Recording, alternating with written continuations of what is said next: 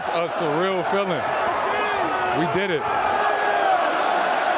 We did it! Oh my God. The NBA is in a weird place today. We are in this odd in-between era. It's like walking into a party where all the cool people have left, but the music is still playing. The league's most marketable stars for the last 15 years, or in LeBron's case, 22, are on the way out. Everybody know ain't no party like a Diddy party, so. And even though there are current superstar level players today, there's a clear void for the apocryphal face of the NBA title. We've got these superstars like Jokic, Giannis, Luka. Don't get me wrong, they're incredible. But there's this massive gap where the face of the NBA should be. My grandmother literally has zero clue who Nikola Jokic is. And no, it's not just because she doesn't know ball. It's a sign of a bigger issue. This goes way deeper than my sweet, sweet granny's ball knowledge. The NBA's marketing machine seems to have hit the snooze button when it comes to these new stars. With ratings dipping over the last decade, we're at this crossroads. It's not just about who will wear the crown next. We've got players in their prime right now who should be legends. But why don't they feel like the new kings? Why does my granny not recognize these dudes? After MJ was gone, my grams knew Shaq, Kobe, LeBron, Steph. I'd also at least get an, oh yeah, I've heard of Tim Duncan, or yeah, Kevin Durant, sounds familiar. I haven't completely lost hope though, because the NBA was in a very familiar situation 25 years ago. I am here to announce my retirement from the game of basketball. Let's take a trip back to 99 when MJ hung it up for the second time.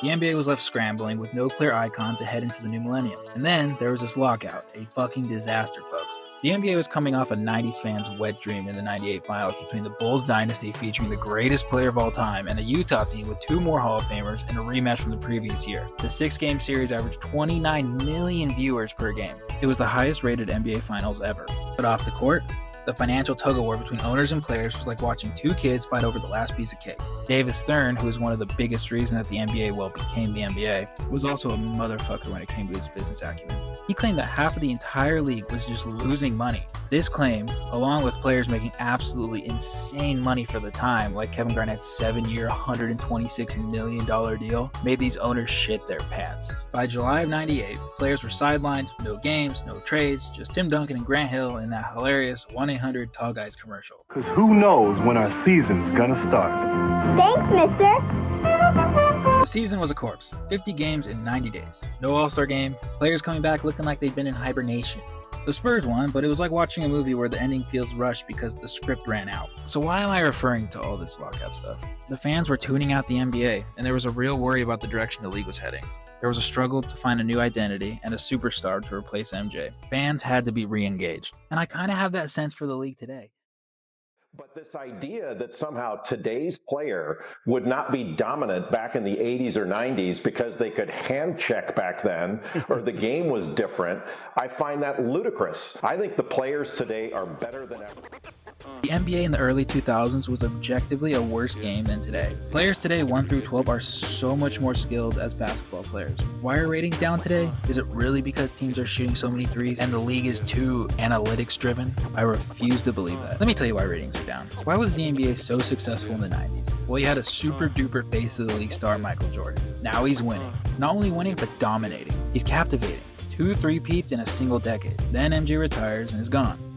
So now what? Oh, how about I got a Shaq and Kobe for you? Another 3-peat with 2 superstars in Los Angeles. Okay, they broke up, but I got this teenage prodigy dubbed the Chosen One, who is the biggest freak athlete in maybe the history of professional sports. Mix in a guy named Timmy and another Kobe Bryant Lakers back-to-back run, and have it culminate with the teenage king, now a grown man, heading to South Beach to team up with 2 all-stars forming a super team. Whether you hated or loved the Heatles, you did care.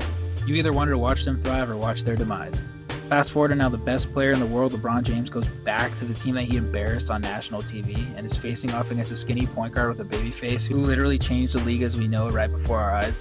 Steph Curry and the Warriors went on to break the 96 Bulls all-time record for wins in a season and would face off against LeBron James in back-to-back finals, with the latter being maybe the most entertaining and captivating final series in the history of the league. The NBA had been firing on all cylinders for a while now.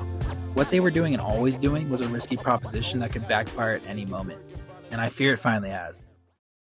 Tried to get as many as him, I couldn't get there. And then I was fighting this man. It was a noble effort, though. Yeah, noble effort.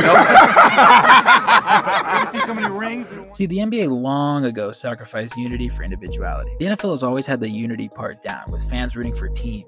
The Cowboys, 49ers, Steelers, while the NBA relied on the players, Magic, Bird, Jordan, Kobe, LeBron, Steph. This is part of the reason why the GOAT debate is so tantalizing. We as fans are in love with its players, and rightfully so. Players on the move with what seems like constantly, it's hard to not follow them around. And it's not just role players or even all-stars moving around, it's the superstars. Players at Kevin Durant's level never move this much. Chris Paul and Russell Westbrook, despite their rapid decline, always seem to be on the move. Kyrie Irving, before finding Luka, was just burning down franchise after franchise. Guys like Paul George, Jimmy Butler, and James Harden playing for 4 different teams throughout their primes just didn't happen throughout NBA history. Shaq is the only top 10 or 15 guy that ended up bouncing around the league. This doesn't have to be a deterrent to the league's overall product to the fans, but the NBA has got pretty lucky in years past. A lot of their past stars were loyal to their teams. Magic, Lakers; Bird, Celtics; Michael, Bulls; Kobe, Lakers; Dirk, Mavs; Duncan, Spurs. Of course, you did have superstars that moved in their primes, guys like Shaq, Iverson, Garnett, Nash, Barkley, Drexler, McGrady, Vince. But it wasn't too crazy to see the biggest stars stay put,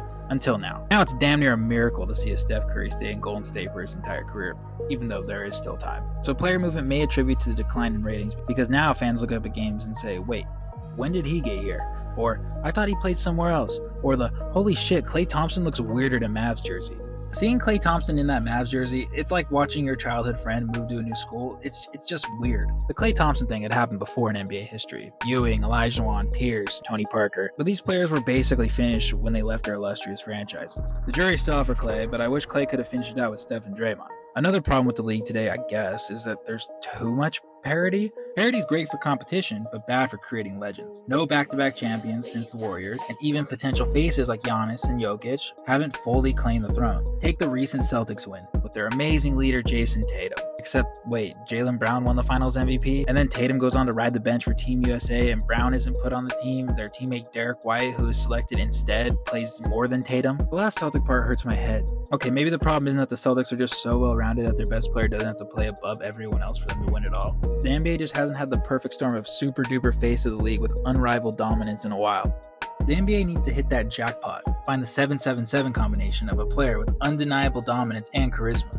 Nationality shouldn't matter. If Jokic or Giannis can lead and captivate, they could be the new faces. We remember the dominance of LeBron with the Cavs or the Warriors dynasty because those narratives were compelling. Without that kind of storyline, it's tough for any player to be seen as the face of the league. So where do we go from here? The solution isn't changing the game, but in how we present the players. Luka, Shea, Tatum, Ant-Man, Wemby, these guys have what it takes. They need stories that resonate, rivalries that captivate, and yes, some championship hardware to really cement their status. The NBA has to invest in these narratives, making these players not just stars, but icons. The NBA is more international than ever, with stars from all over the world. This diversity should be a strength, not a hurdle. It's about embracing this global appeal, using it to create a new type of star power that's inclusive, exciting, and marketable worldwide. The NBA's challenge is to marry its storied history of star marketing with the vibrant, diverse talent pool of today.